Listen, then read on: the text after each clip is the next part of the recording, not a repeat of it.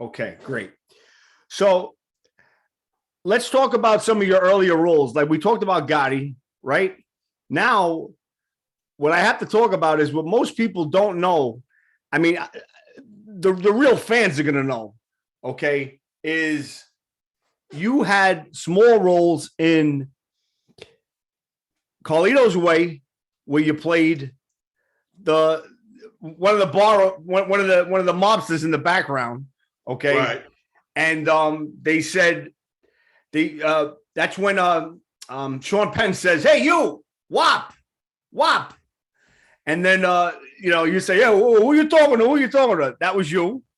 Yeah. And then also, you want to hear the story behind that? sure. Okay. I had auditioned for a bigger role, so I had the script, and then they brought me in. Um, Actually, I was doing a lot of extra on Carlito's Way. I was driving cabs and stuff, but then Marty picked us to sit at that table. Me, my cousin Gary, Tony Cucci, and they wanted us to react to when Sean says, "Hey, you," what do you say? "Hey, you wop." Hey, you, right? wop. Right. So I got up on the first take, and I ran over towards them, and I said, "Who you calling a wop?" Just me. And they said, "Cut, stop. Who is he to do this? Get him off the set." And Al Pacino said, "No, it works." Right. So then Brian said, "Well, let them all come from the table," and we all got contracts. Wow. So they used to call me the Upgrade King. I did the same thing on It Can Happen to You and a couple of movies. I just start talking. And then also we'll talk about Goodfellas right up there. Well, Goodfellas. I was actually hired. That wasn't an upgrade. I was hired by Marty. That was a pleasure. That was like my second thing I ever did. Goodfellas. You played with Tony Darrow when Ray Liotta walks in and he says, "I got man with the coat rack." Yeah. Right. He says, "I got the furs," and Tony Darrow goes, "What the fuck?" Yeah, but that was a part of a Steadicam shot, the whole Bamboo Lounge. It started off, Tony Lip was in that scene if you look at him. Right. It was that Steadicam, and it ended up on us. And I remember we did 15 takes that day. Yeah, Tony Lip says, "You staying out of trouble?" You remember that? I guess. I don't know. Yeah. Mo Black's brother, Fat Andy. That was Ippolito, the cop. Anyway, those are some of your smaller roles. Now we're going to get to the biggest role, the elephant in the room, as I always say, The Sopranos. The best show, hands down, ever on TV. Prove me wrong. Okay. I want to ask you, how did you get this role? And did you know you were going to get the role of Pussy Bumpin' Sarah? Yeah, I auditioned, but they didn't call him Pussy. They called him Sal. Ah. Yeah, I auditioned for David and Georgiana Walken, and then they offered me the role, and then you get the script. You don't know what you had no idea what this show was about unless they casted you. They were only letting people see the sides, and my side said Sal. Right. Not until we sat down at the table read, and then you hear Tony Soprano. He kept in particular first episode, he kept calling me Puss. They would talk about big pussy and little pussy, and the guy they whacked the wrong pussy and all that. So it kind of it was kind of shocking to the public that my character would have such a name. But there was a real wise guy from Newark called Big Pussy. Right. Here's the question I wanted to ask you, because I know Ray Liotta was supposed to be, they said they were going to cast Ray Liotta as Tony Soprano originally, but he turned it down because he said that he didn't want to be typecast as another mob. I never heard of that. Who told you that? Well, that was a rumor. Now you could say I'm wrong, but that was a rumor. Well, you would have to ask Michael Imperioli that question because he's a genius on that stuff now. Right. Did you? So that They that was offered Ray Liotta the role that Joey Pants took. aha.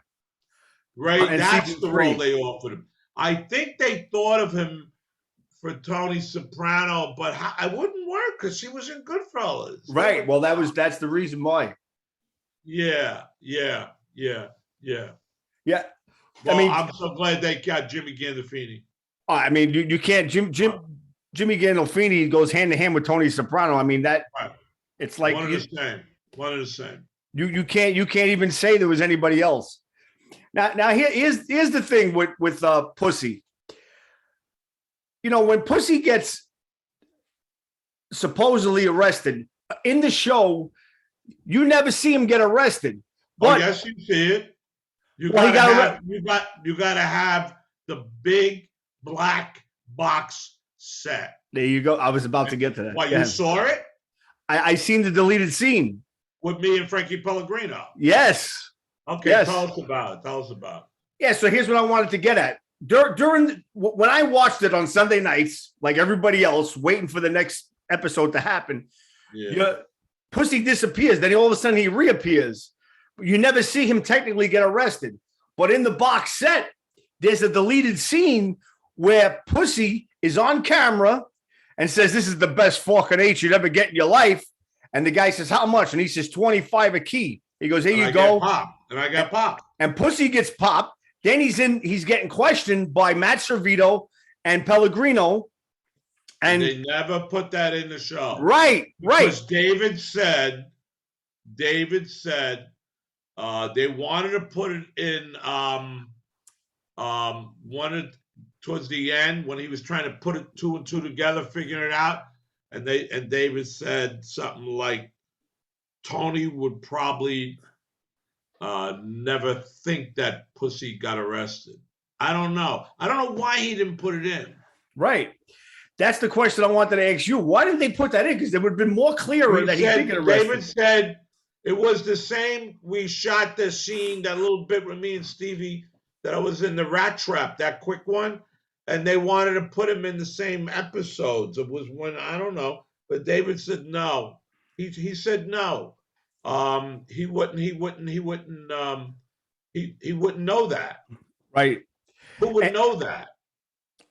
But who would know it would be the audience. Exactly. We were like trying to figure out. Yeah, that's a good question. Why wasn't it in? Why wasn't it in it? And then I got to ask these questions too. There's a lot of symbolisms with David Chase, what he did throughout the series. Now in that deleted scene, they hand Pussy a can of Coke, just like you handed the Bevilacqua kid a can of Coke. No, I handed him Fanta or Coke, whatever. He says, "You got a Coke, we'll see what we got." Right. But it's pretty much the same thing. Like, is that a symbol? Like in The Godfather with the oranges? I don't know. You would have to ask David that. Right. Also, why didn't you take the Schwitz?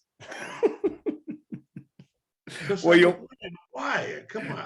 You were wired up, right? You're all wired up. I was wired up from day one. I love that scene, man. I love that scene where he goes, "Take your fucking..." Pussy got busted. Do you remember they did the scene? It was a flashback scene. It was Tony Soprano. It was Richie Aprile. Not Richie Aprile. Mikey. He was the Don who died. He was the boss. Richie Aprile. Rispoli. Mike Rispoli. Not Richie. Jackie Aprile. Yeah. And we're sitting in the Howard Johnson's, and I just came back from Florida. It was a flashback. And Jimmy had that flashback. I mean, Tony had the flashback, and we were younger. Right. I got you. And that's when I was running the H. Right. From back then. So you were doing it for a while. They had you. For a while, yeah. Yeah. And also, you talk about how good of an actor Gandolfini was. You even mentioned to me earlier in one of the scenes where he says, "Hey, how you doing?" He's grabbing you and he starts patting you down like that. Yeah. That wasn't scripted. No, when it was episode 1, season 2, I come up the driveway, we go downstairs and we're talking, and all of a sudden he started patting me down. And I didn't know Jimmy or was going to do that. And I said, whoa. And it was just a real moment between Tony and Pussy because he didn't trust me. Right. He didn't trust me. And then, Puss, did she even exist? Hey, and is Tony Soprano dead? See, these are all questions that, and is the Right. Russian still up in the tree? You know, he said, I, that's the way he wrote. That's the way this guy writes. I You know. know? What's one of your Somebody asked us at Staten Island the other night, what was the purpose of your image in the mirror? I said, because I haunt them. haunt them forever? Yeah. Yeah. And you know what? I'm going to tell you something. When David told me he was going to kill me, he said, but you're going to come back and haunt him. He kept his word. Yeah, that was a question I wanted to ask you. I mean, when you sign your contracts, do you know you were lasting two seasons, 3 seasons? I know they said that they didn't even know that Pussy they were going to there was even going to be I had a season 7-year contract. Right. So you thought you would be there for 7 years. Yeah. Yeah, right, you mean. What are you going to do? I know. You know, that's the power of the business. They have a contract over you. You don't have a contract over them. Right. Don't go to work and see what happens. Yeah. You know? You don't get do paid, you get fired. and see what happens. You know? Right. You know? I tell you something. I was working, I talk about Jackie Aprile. He was the scene when he was in the hospital. And we're working on that scene. And I go over and they added, we were going late. And they added me in an extra scene. And I said to Henry Bronstein, I said, Henry, I gotta go. He said, what do you mean you gotta go? I said, I gotta meet Danny Aiello in New York. I'm doing a movie with him nights. They said, you can't do that. I said, I gotta go. And a lot of people said that's one of the reasons why David got rid of me, because I had to leave. Danny was waiting for me. Danny's family. I was doing a movie with Danny's kid. And I didn't think I was gonna be working that long that day. I said, I gotta go. And you went all right. I had to. Danny was waiting for me. And but that's not why he got rid of me. Because I said, let Sirico do the scene, and it worked. He got rid of me because he said it. He said it on Sharip and Michael's podcast. He said because he had to go, not Vinny, Big Pussy. Right. He didn't get rid of Vinny Pastore. He got rid of Big Pussy. Because in the real world, they'd kill him. Right. Absolutely. Now, forget about this witness protection bullshit. In the real world, they would have killed him. And in that world, they killed me. Yeah. And did you think that Pussy really was going off the deep end with Louis Lombardi, with Skip, when he was saying this disinformation, all that shit, when he's calling it an assignment and everything? It's a syndrome from who was the girl with the Black Panther? Stockholm syndrome. That's what it is. Oh my God, that was great. What a That's great. what it is. And you know what happens is that when you're working on this, you look up that stuff, and you say, well, this is what this guy's going through. This is where his head's going. Right. Yeah. What's one of your favorite episodes that you did on The Sopranos? Funhouse was the last one. Yeah, that was it. Funhouse. But we were talking about the other night on stage. I had a good time doing the episode before that when I thought I was the FBI guy, because that was comedy. Right. That was my favorite. That was comedy. That was comedy. And there's a certain way to play comedy in the Wise Guy movies. You can't really push it too much, You hit a 7-Eleven clerk. I was watching Goodfellas again the other night, and when Tony Darrow goes to Paul Savino and he talks about how they're shaking him down and everything. See, Tony's stand-up. Tony came from stand-up, so it turned out to be a funny scene. I don't mean to disrespect you, Henry, because you're his friend-in-law, But Tommy taking over this joint, that's like putting a silk hat on a pig. No, I mean any disrespect. Now, where did he come up with that silk hat on a pig? That was Tony. Yeah, that was all ad lib for Tony. And Marty let you do that, but David didn't. David, no, you get fired if you ad lib. You were like when you. There was a guy, good friend of Tony Sirico and mine, Mike Scutch. We put him on the set, and he was in a scene, and he was talking. It was about a big. He was talking. So they kept coming up telling him to shut up. And Sirico says, "Well, you shut that up. You're not supposed to ad lib. I'm good at ad libbing." Yeah, and I said, "You're not supposed to ad lib." He kept it up. They pulled him from the scene. They sent him home. Wow, that's it. That was the last thing. Well, we could talk about the Sopranos forever. I mean, I know we're a little pressed for time, but let's talk about what you're doing now. We didn't talk about my rock and roll band. We're gonna get to that. We're talking right now about In Conversation with the Sopranos, which was just at the St. George Theater in Staten Island with Michael and Steven. So tell me about that. Well, we were sold out, 1,300 people, and we had a blast. But because of COVID, we don't do meet and greets. Right. So you're on stage, you go backstage. Nobody's allowed backstage. They wouldn't let nobody backstage. Right. I was meeting my friends out in the alleyway, the stage door, and taking pictures over there. It was a great, great show. It was really, really, really, really funny because we've been doing this show. We did it in Australia. We did it in Arizona, Detroit. We've been doing the show all over, and it's kind of like it's locked in. It's like a Rat Pack show. It's funny. Yeah, and the audience can ask any questions that they want, right? Oh yeah, we do the Q&A after we do our skit. Then we have microphones all over it. And what did somebody ask me? Well, they always ask you about the ending. I can guarantee that, right? Yeah, they do. But somebody asked me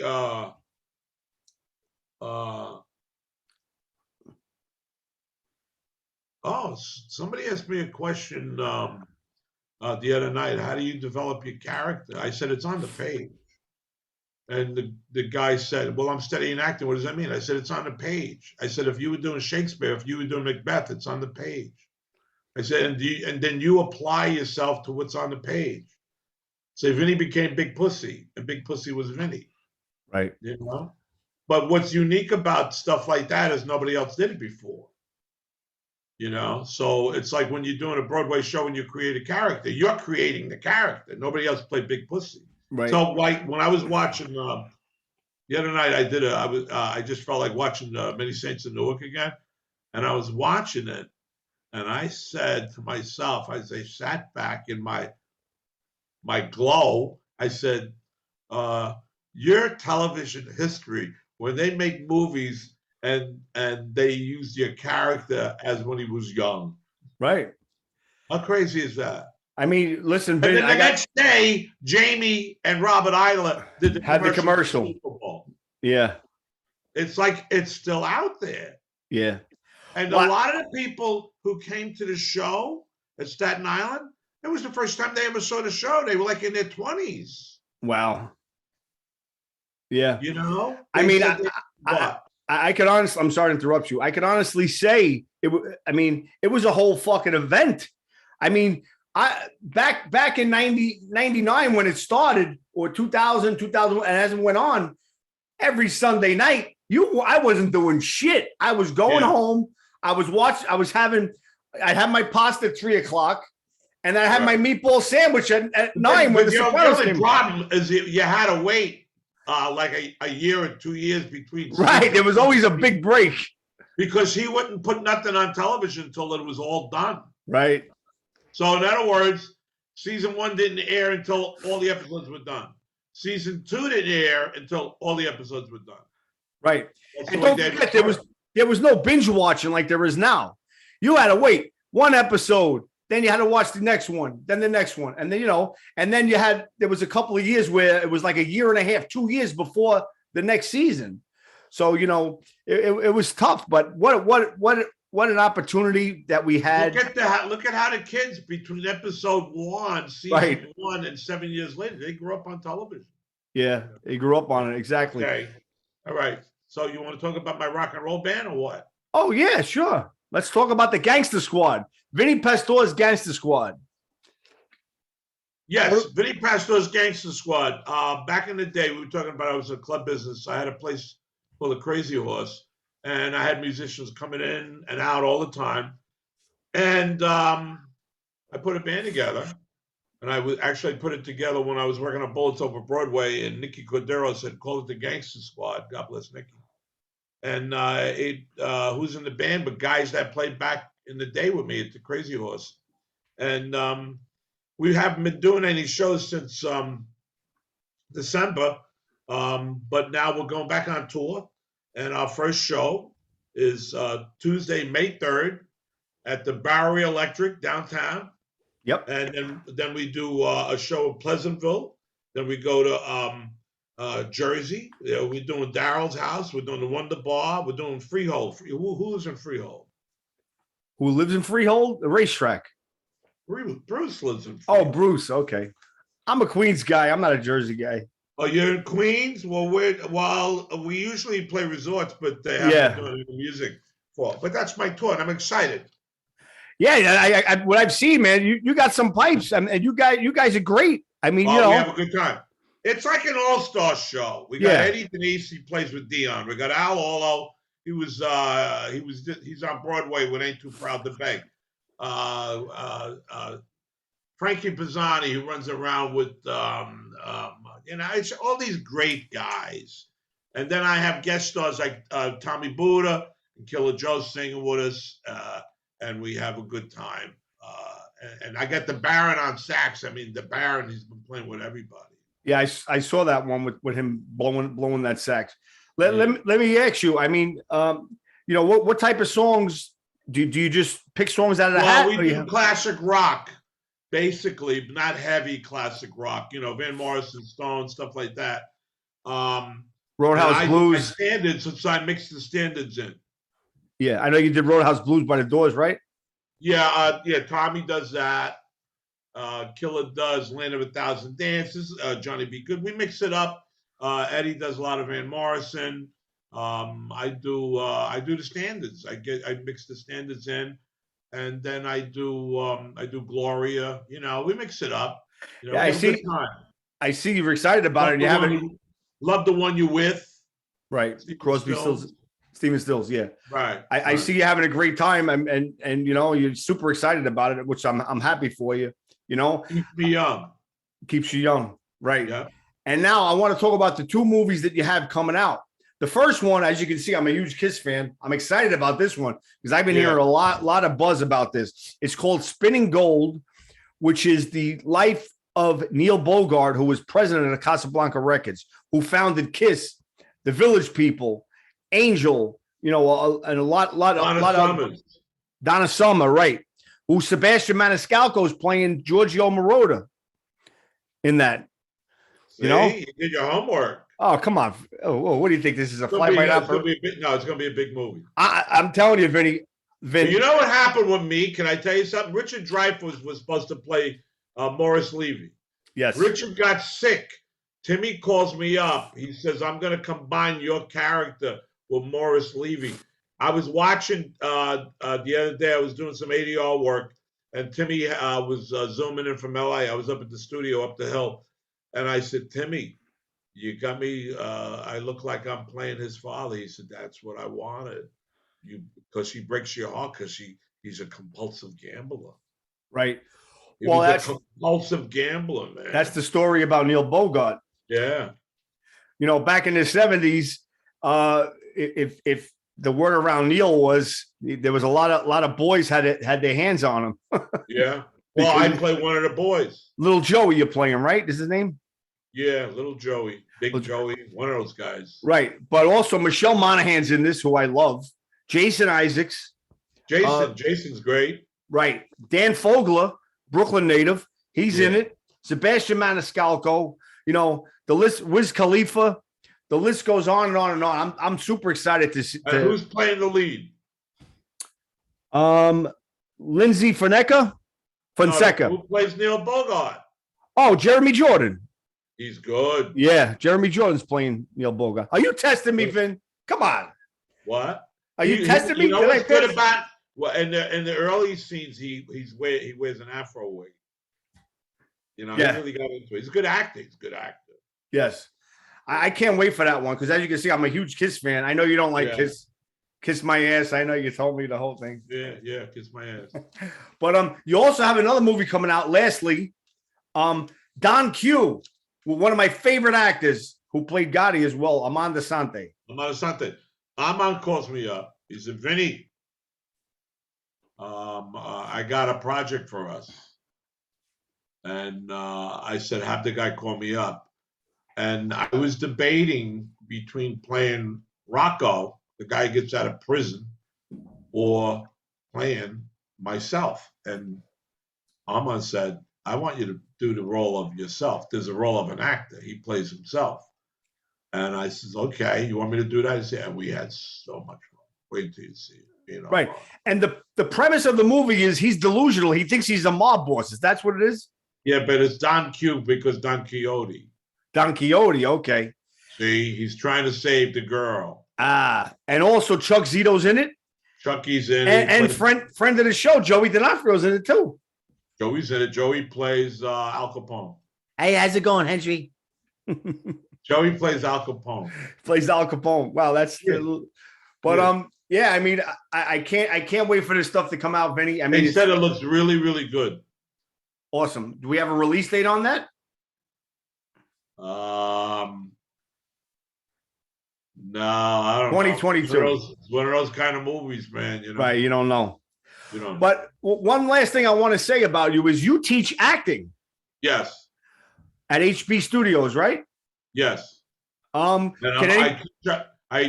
happened because of the pandemic, I went to Zoom and I taught on Zoom.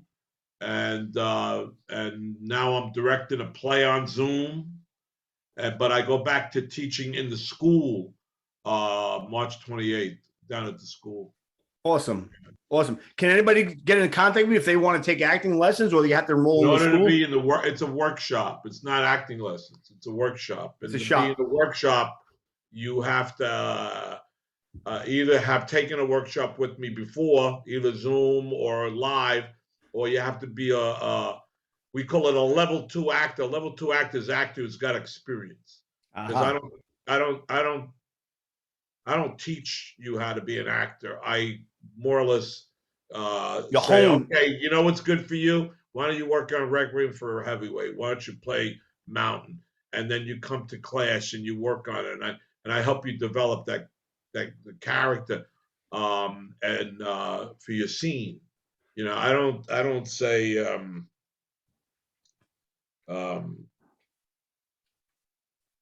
don't teach you how to audition and none of that stuff. You're not teaching beginners. You're teaching. No, you know what I do? It's like when you watch a movie, it's not one actor, it's 2 actors. It's a scene. You know, if it's one person, it's a monologue, but it's a scene. Anything that's done in a movie or in a play is a scene, and I teach scene work. Right. You know, and I give them 4 weeks in my workshop. You come in, give me a monologue, boom, give me a monologue, boom. Oh, you guys are good together. Why don't you do this scene? And then you got to have the scene ready and 100% off book in 3 weeks, and then we let people see it.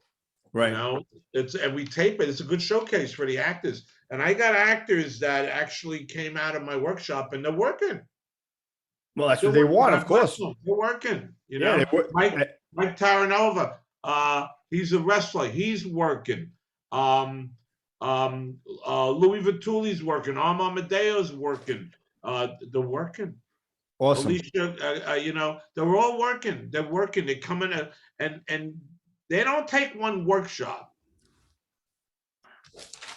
Right. You know? Well, one of the things I forgot to mention. I'm going to tell you something. You know what my acting teacher used to say to me? You cannot get in the ring and try to fight somebody unless you train. You cannot go and do a role on a stage or in a movie unless you train. Right. We're under the lights and they're shooting the scene, me and Louis Lombardi, and we're shooting the scene. They're only going to give you 1, maybe 2 takes. You got to get it right, man. When I was doing a Y50, there's 4 cameras on you at the same time. They're only giving you 1 take. You got to know your shit. I'm sorry, I don't mean to laugh, but every time you mention Louis Lombardi, I'm thinking of you and him as Skip, and when he goes, "You hit a 7-Eleven, clerk." You know, he's telling you We grew up together. He used to come to the Crazy Horse. from the Bronx. And coincidentally, the Crazy Horse was the name of Adriana's club in the Sopranos. Why did Michael do that? Because you told him to. No, I didn't tell him to. Because Why? he did it. I didn't tell him to. Why? Because he wanted to pay respect. Because, you know, pay respect. You know, he paid respect. It was like people were freaking out. They said, "Whoa, Crazy Horse!" Awesome. That was my club. Yeah. Awesome. I seen a commercial with you as the Gabagool. Yeah. Dietz and Watson. That was good. That 2 was hours I was in makeup. Yeah. That was good. We shot that in Philly. Yes. And last thing I want to talk about. What's going on with this friggin' tomato sauce you had? Can I tell you something? What happened? They should have put marijuana in it. They should have called it Big Pussy's marijuana sauce. We would be selling like hotcakes. But why can't we do it? I'll back you. Nah, I don't know. Big You know pussies. what's involved with stuff like that? You have to go out and you really have to market it. You can't just think people are just going to buy it. You have to advertise. It's like when I open up my club. You know, for the first year, you're going to be in the red. Same thing with a restaurant. You got to lay it out. You got to lay it out. You're not making money. Acts out there. You got to do this. Your investment. And the thing is with the sources, and I hope they are not watching this and they don't sue me because there was nice guys. We did not put enough energy into promotion, you know, because when they had the display at the Soprano Con, they sold like crazy. Right. So it was a matter of putting it out there, you know. Yeah. You know, and then the pandemic hurt us real bad. Yeah, it hurt everybody. Yeah. It hurt everybody. Yeah. Well, listen. But I really would like to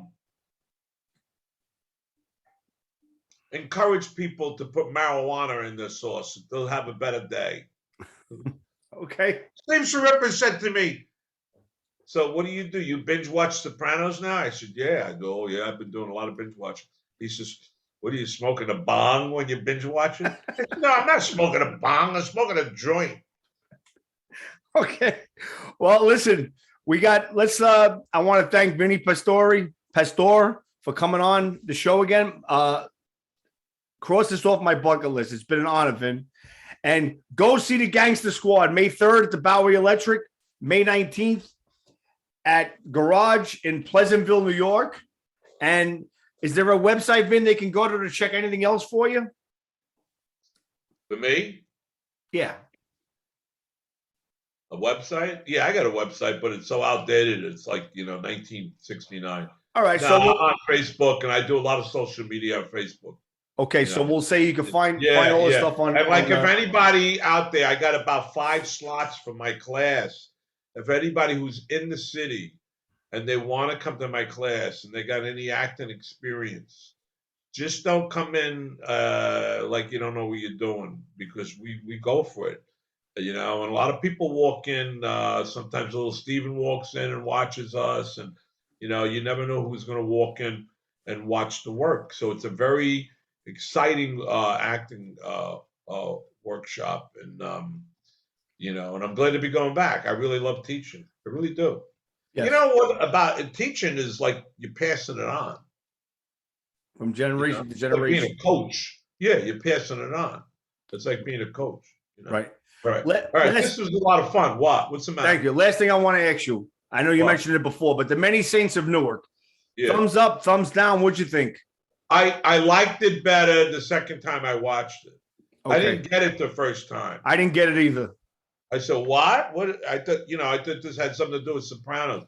I liked it better the second time I watched it. Yeah. Okay. Good. I got it the second time, and I didn't realize it was the story was coming from Christopher Assante's point of view. Because Michael don't talk to me about these things. Well, so, he doesn't say, "Hey, Vinny, the movie's all about me and my father." No, he don't talk to me. Yes, he's very guarded. Yeah, is that the word? Yeah, he's very guarded. Yeah. Well, listen, Vinny, it's been a blast. I can't thank you enough I'm going to send you an email with information, and we'll speak through that. But I want to thank Vinny Pastore for coming on the show and cross this off my bucket list. All my friends who said, I can't wait for Vinny to come on the show. There it is. They're going to see it now. You have a lot of fans out here, Vin. Let me tell you. Yeah, you got a lot of fans. Okay. All Maybe right. we should sell Big Pussy's marijuana sauce. It'll sell. I'm telling you. Put your name on it. Partners. Let me tell you something. I can get the marijuana. That's not a problem. What about the sauce? The sauce?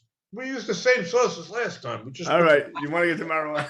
That's all. Okay. All right. All right. All right, okay. Vinny. Thank you very much. I appreciate it. Take care. All Bye right. now. Stay in touch. Okay, do me a favor. Email me your address. I want to send you those pictures we talked about. Yes, and I'm going to send you my show T-shirt. Email me your address. I want to send you some pictures so you can hang on the wall. All right. Thank you, Vin. Bye. Okay. Bye.